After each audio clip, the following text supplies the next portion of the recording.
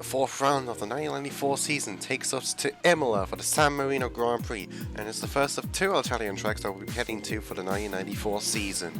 Last time out it was Michael Schumacher getting the win for Benetton, but he has been on a really rough patch to these last three races, not being able to finish a single Grand Prix. Will the 1994 San Marino Grand Prix finally change his fortune? But first, before we find that out, we need to find out the news that have been surrounding the paddock these past 2 weeks. Continuing on from what I was talking about literally 10 seconds ago, Schumacher has indeed made it clear that he wants his reliability to be sorted as soon as possible. His teammate Martin Brundle has finished 2 races this season, including a podium at the Pacific Grand Prix in Natopolis. He's made his feelings clear about his reliability, saying that it's a joke that he's retired all 3 times through no fault of his own. In other news, Ferrari have just got a fault with their new rear wing, which causes less rear downforce on it compared to the previous iteration.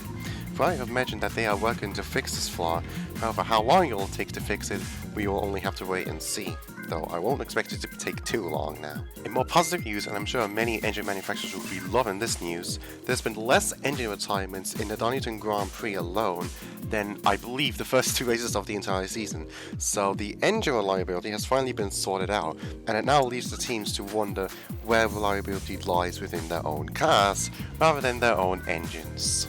Let's hope this trend continues for this Grand Prix here at San Marino. With that news out of the way, let's move on to the upgrades. 2 main upgrades come in for 2 teams. First one being for McLaren, who have upgraded their front wing lift, meaning that they can have more downforce on their cars, that's what I mean by lifts. And Porsche have upgraded reliability, which should hopefully mean they can finish the race for the first time this season. Sauber only have a minor front wing upgrade, which aims to improve downforce by a tiny amount. And that's your upgrades now all rounded up, so let's go on for an onboard lap around San Marino with myself. Thank you, me. Here we are on board with a lap of myself around the Imola circuit as it was in this era of Formula 1. Sector 1 is pretty much just an entirely flat out blast. There's turn 1 of Tamurello. You need to keep it all the way to the inside as fast as you can. Make sure to scrub up as little speed as possible. I mean, you wouldn't be using the brake anyways. But either way, here we go to the first braking zone, past Villeneuve. Brake as high as you can and as wide as you can enter into Tosa, and then gradually get on the fall to exit the corner cleanly as you can. Up through the hill of turn 4, we now approach Piratella, the first of the tricky seconds I like to call it. I stay in 4th gear to make sure the car doesn't wheel spin a lot. Down turn 6 we go, into the Acca Minerale complex. I had to keep it in 3rd here just to prevent the car from spinning, and I don't think I even managed to do that and keep the wheel spin under control. But we exit there out of turn 10. And now we approach Fraiente Alta, brake at the 100-meter boards, keep as far left as you can to maximize the actual racing line you need to use through there, and now we're out turn 12, foot flat to the floor as best as you can, through turn 13 and into the Ravat complex. Again, brake at the 100 meters boards. 3rd gear is a little bit risky here, as you see on the exit here. I actually get a little bit squirrely out the exit, but I managed to keep it straight out turn 15. Then the 16-17 turn of chicane of Fraiente Bassa, and then to the 18 and 19 chicane, and that wraps up the lap of San Marino. I did it in roughly a 1 minute 22 point something. I don't know the actual specifics this time, but let's see how the other drivers got on as we enter the race session of the San Marino Grand Prix.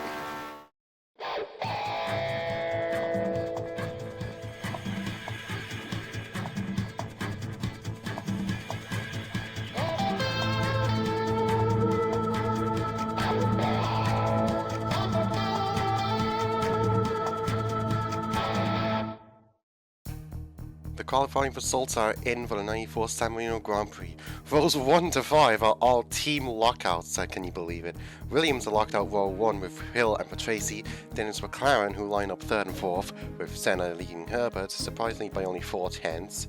Herbert might be getting a little bit better. Schumacher managed to out-qualify Brundle by a 10th for 5th. Meanwhile, the Ferraris are again locking out row 4, with Gerhard Berger this time getting the edge over John Alesi. And finally, the Ligiers lock out row 5, this time with Leto leading Panis by a 10th, from 9th and 10th respectively. Finally, we have some variation in our grid, with Raikkonen in 11th, approximately 7/10 faster than Karl Wendlinger in the first Jordan car that we'll see in the grid. Then is Pedro Lamy, roughly a second behind Mika Hakkinen, though to be fair, it is his first season, and the veteran of Roberto Moreno will line up 14th on the grid.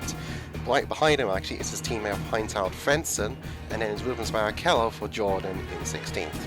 Aguri Suzuki and Christian Fittipaldi lock out row 9, Suzuki getting the edge by 0.02 of a second over his teammate, and then it's Morbidelli 19th, just ahead of Christopher Schue in the first Lewis in 20th.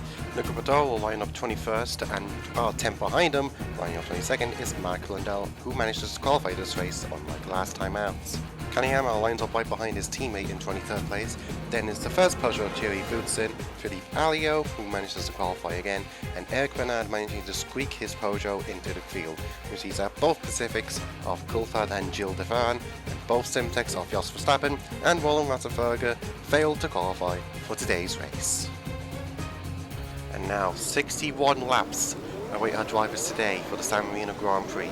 You can see the lights there, all 5 of them are lit, and we are on the way for the San Marino Grand Prix. Both Williams get off to a good start, as well as Ayrton Senna and Johnny Howard right behind them. The Benetton of Michael Schumacher, I think, manages to get ahead of Martin Brundle as well, as both Williams and McLarens are side by side as they pass Tamburello for the first time. Both Williamses are still side by side. Patrese on your right, and Damon Hill we're currently on board with right now.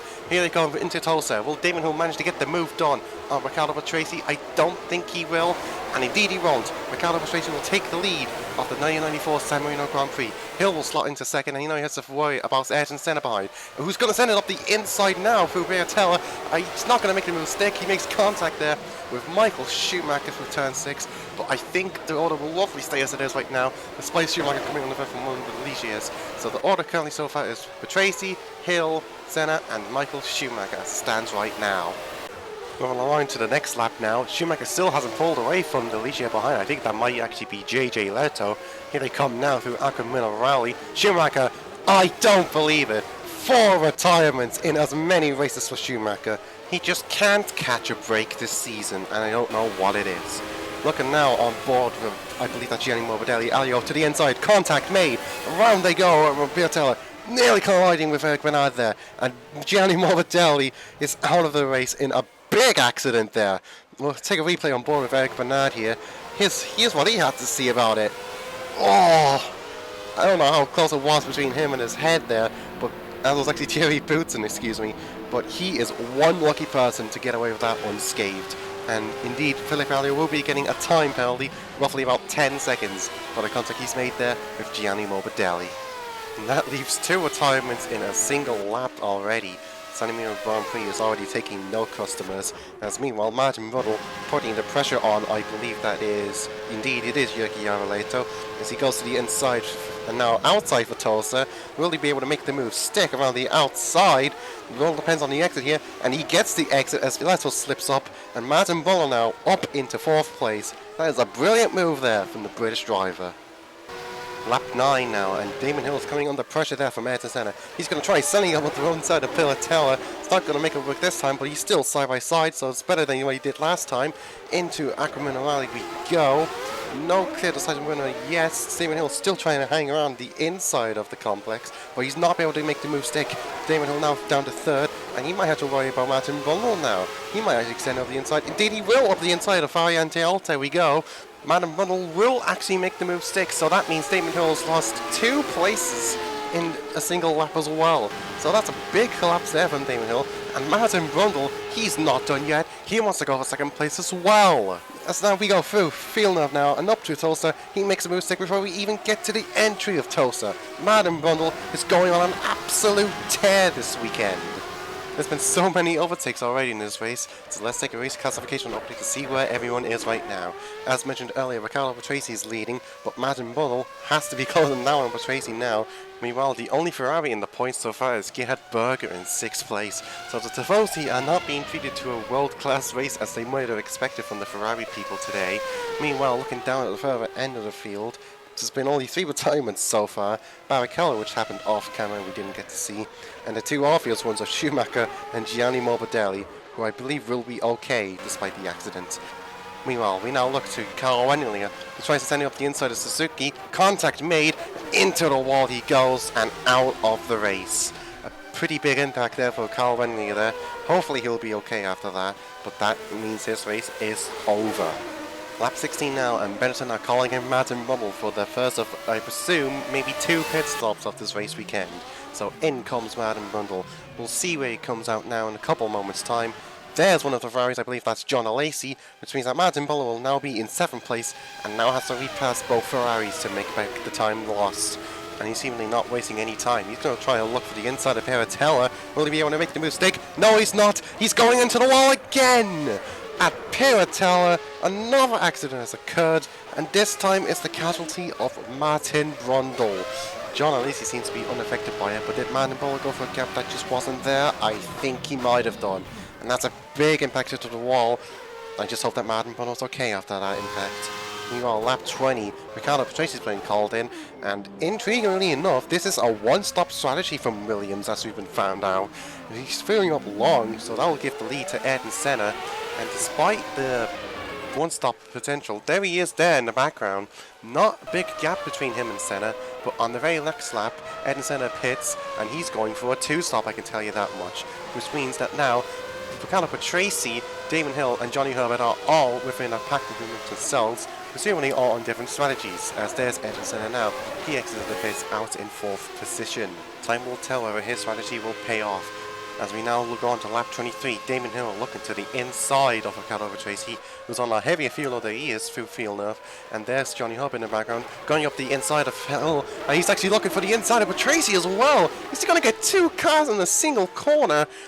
No, not quite. Johnny Herbert though, still on the inside as they approach Piratella. This should be hopefully a clean move, and it is. So in the space of 2 corners, Johnny Herbert authoritates himself as the leader of the San Marino Grand Prix.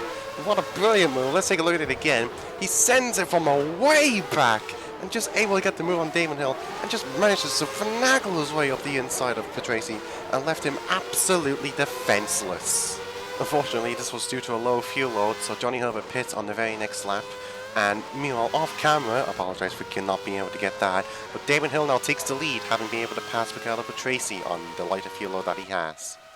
Lap 28, and the battle for 5th is currently raging between Jorge Iavoletto and John Alesi, who gets the inside of Jorge Iavoletto, but his suspension has failed him right on the exit of Tosa, and the crowd are left devastated as John Alesi pulls over to the sides to retire. Let's take another look at the race classifications so far. Damon Hill with the lighter fuel load has managed to pull away from Riccardo Patrese, and I believe Senna is also catching him as well. Johnny Herbert might actually be able to get into 3rd place if he can catch up to that as well. Ferrari's main driver now, Gerhard Berger, is outside of the points so far, so the Tifosi might be leaving this San Marino Grand Prix empty-handed. Meanwhile, other retirements, apart from the ones that we already saw, included Boschu and Pedro Lamy. So we now are down to 18 runners in this Grand Prix as it stands right now. Of course, more may retire as the race continues on, but we'll only have to wait and see for that, as Damon Hill pits on lap 31 for what I believe will be his one and only pit stop. This now gives the lead back to Riccardo Patrese, as you can see there. He's being hounded down by Ayrton Senna in the background there. Will he maybe even lose 3rd to Johnny Herbert there? You can see in there through Valiente Belta and now the final chicane, and Johnny Herbert will actually get held ahead of Damon Hill. So Damon Hill down to 3rd place as Johnny Herbert now inherits the podium positions for the first time this entire season. Lap 34 now, and Senna has caught up to the back of Riccardo Patrese, who's still carrying that extra fuel load. And Senna decides that Valiente Alta is the time to attack Riccardo Patrese. Gap's a little bit there, and he will fill that hole beautifully as he exits Valiente Alta. There you go. To 13 they come, and Ayrton Senna now takes hold of the lead of the San Marino Grand Prix. And he'll look to extend the lead as best as he can, because on lap 40 he is scheduled to pit, and it is now lap 40 thanks for the jump cut. And Ayrton Senna now into the pit lane. He'll try and get ahead of Riccardo Patrese, who is out of the Grand Prix! What has happened to Riccardo Patrese? We weren't even looking at him, and all of a sudden, he's packed up on the side of the road. Here we are on a replay, and it's the rear left suspension that gives out for Riccardo Patrese. So that not only means that it gives Damon Hill P2, but because Senna has just pitted, Damon Hill will inherit the lead of the San Marino Grand Prix. And now Senna will have it all to do to try and catch back up to him. Gerhard Berger in the meanwhile, last Ferrari running, no more, as his engine has expired on lap 47, and both Ferraris will not finish the San Marino Grand Prix, which means that Tifosi will be absolutely devastated. Olivier Panis will not be devastated with that news, as that inherits him up into 4th place as it stands right now. Lap 52, and Ricciardo Patrese, and I think is keeping a stable gap to Ayrton Senna. The gap currently 7.8 seconds, and that's not looking to come down anytime soon, so Ricciardo Patrese might just have this in the bag. Into the dying stages of this race, and the midfielders are battling for P9 as Christian Fittipaldi sends up the inside of Luca Badoa. Is he going to be able to make it stick? Yes, he will. He might have been held there from Damon Hill lapping the both of them, but Christian Fittipaldi is now up to 9th place, and he'll try and hold on to that position without letting Luca Badoa get another chance at him. It's been a splendid race for Olivier Panis so far, but his engine has let go within the last 2 laps. He'll still be classified in the points, but Olivier Panis will have to be devastated with that engine blowout. Yuki Lavalero will take over 4th place, and I think Olivier Panis will be 5th. But regardless of that, Damon Hill has had to work extremely hard for this race win, and he'll manage to deliver on that result. Going across the line, Damon Hill wins the 1994 San Marino Grand Prix, and I think we're now tied again in the Drivers' Championship. And there's confirmation of the race results. Damon Hill does indeed win the San Marino Grand Prix with Ayrton Senna 2nd and Johnny Herbert 3rd. And I think that makes it the first McLaren double podium of the entire season. Leto, Panis and Roberto Moreno manages to squeak in a point for Sauber, getting themselves on the board for 1994. Philippe Alliot managed to finish the race, so his 10-second time penalty was applied. It wouldn't have mattered in the end anyways, as Mika Hakkinen was the last driver behind him, and he retired with just about 6 laps to go on lap 55. 12 drivers made it to the end, as it turns out, so not of tradition as per usual in these races, but not much engine-related issues. I think the only one I can really remember off the top of my head was Gerhard Berger's engine failure, as well as Olivier Panis' late in the race. So, what does that mean for the drivers' standings? Well, it means that we are indeed tied again for the lead of the drivers' title. Senna and Damon Hill both on 26 points, with Patrese the only other person to be on double-digit points. Johnny Herbert managed to jump up to 4th for his podium place, and the only other people who have scored points were actually new point scorers of Yuki Avoleto, Olivier Panis and Roberto Moreno. That means we now have 8 teams who have scored points in this season. Williams still have the most points with 46, 11 ahead of McLaren with 25, and those two are, again, the only ones who actually have double-digit points. So it's actually turning out to be a bit of a Williams and McLaren's affair in the team title. So hopefully some more teams will be able to develop their cars and maybe put a fight towards them. That wraps up the 94 San Marino Grand Prix. If you want to see more in-depth look at the standings, they're down in my Discord in the channel description. But either way, that has been the San Marino Grand Prix. I'll see you next time out for the Spanish Grand Prix, and until then, goodbye.